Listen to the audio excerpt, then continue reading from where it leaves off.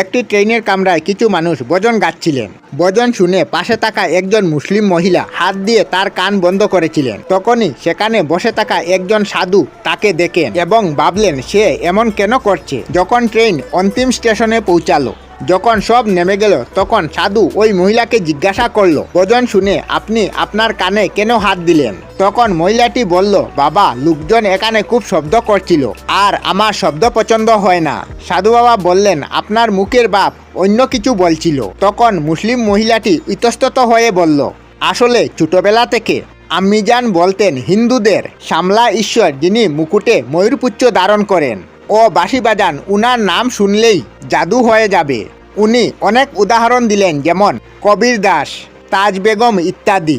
এই বইয়ে আমি নিজের কানে হাত দিয়েছিলাম। এরপর মহিলা তো চলে গেল। এরপর সাধু বাবা ভাবতে লাগলেন যে ওই মহিলাটির এত বিশ্বাস যে ময়ূর পালক পরা ঈশ্বরের প্রতি যে তার নাম শুনলেই জাদু হয়ে যাবে।